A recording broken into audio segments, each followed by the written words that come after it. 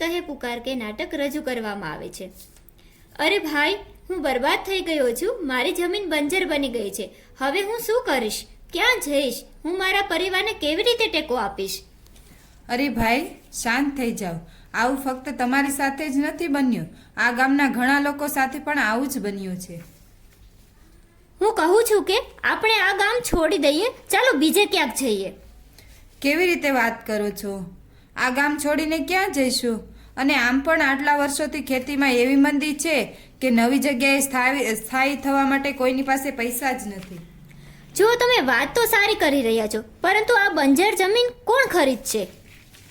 અરે તમે લોકો ચિંતા ના કરો। ગામથી 5 કિમી દૂર બનેલા મોલ માલિકે મને આ સૂચન કર્યું હતું। તેઓ અન્ય એક મોલ બનાવવા માંગે છે, જેના માટે તેમને જમીનની જરૂર છે। હા, તો આપણે બધા સાથે મળીને નક્કી કરીએ કે આપણે આ જમીન વેચીશું। આપણે બીજું કરી પણ શું શકીએ? હે આ દેશના રહેવાસીઓ, મારી વિનંતી સાંભળો। હું ઘણી મુશ્કેલીમાં છું, હું ખૂબ પીડામાં છું, મને મદદ કરો। અરે તમે કોણ છો અને તમે કઈ સમસ્યાનો સામનો કરી રહ્યા છો? હું કોણ છું? હું છું જેણે તમને જીવતા રાખ્યા છે। માત્ર તમે જ નહીં, પરંતુ જ્યારથી ઈશ્વરે આ બ્રહ્માંડનું સર્જન કર્યું છે ત્યારથી મેં આ સમગ્ર માનવ જ નહીં પરંતુ આ બ્રહ્માંડની તમામ જીવંત પ્રજાતિઓનું અસ્તિત્વ જાળવી રાખ્યું છે।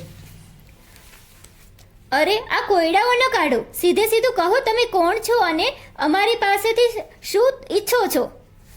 હું પૃથ્વી છું, પૃથ્વી જેના કારણે તમે બધા અસ્તિત્વમાં છો। હા, તો પછી અહીં શા માટે આવ્યા છો? અમને તમારી જરૂર નથી, અમે બીજી જગ્યાએ જઈ રહ્યા છીએ।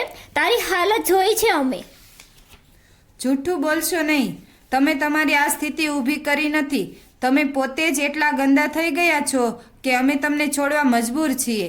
અમે અહીં રહીશું તો અમે અને અમારા બાળકો ભૂખે મરીશું। આ બધું ખોટું છે। તમે લોકો છો જે દરેક વખતે અલગ અલગ પ્રકારના કેમિકલનો ઉપયોગ કરતા રહો છો, જેના કારણે મારી આ હાલત થઈ છે। 67% આજે પણ ભારતની 67% વસ્તી માત્ર ખેતીમાંથી જ આવક મેળવે છે અને તમે ઉપયોગ કરો છો તે ઘણા રસાયણો જમીન માટે ઝેરી છે। ના ના ના, આ બધી માત્ર હવામાં જ વાતો છે। આ રસાયણના ઉપયોગથી મારી ખેતી બમણી અને ઓછા સમયમાં થાય છે। નુકસાન થાય છે। જો તમને વિશ્વાસ ન હોય તો પંજાબમાં 1990 વચ્ચે જંતુનાશક પ્રદૂષિત વિશે વાંચો। જો તે તમને ખાતરી આપે તો પછી 2011માં કેરળમાં એન્ડોસલ્ફાન દુર્ઘટના વિશે વાંચો। માત્ર એક ઉદાહરણ છે। શું તમને લાગે છે કે ખેતીની શરૂઆતથી જ માણસે રસાયણનો ઉપયોગ કરવાનું શરૂ કર્યું હતું? શું આ રસાયણ વિના ખેતી ન થઈ શકે? હવે આ એકમાત્ર રસ્તો છે જે અમને જાણીએ છીએ। કોઈએ અમને ક્યારેય બીજી કોઈ રીતે કહ્યું નથી। જૂના સમયમાં લોકો આ રસાયણો વિના ખેતી કરતા હતા અને પાક પણ સારો થતો હતો। વિવિધ ઉગાડવાની પદ્ધતિઓ વિશે અથર્વવેદમાં લખાયું છે કે તેમાં રવિ અને ખરીફ બંને વિશે વિગતવાર લખ્યું છે।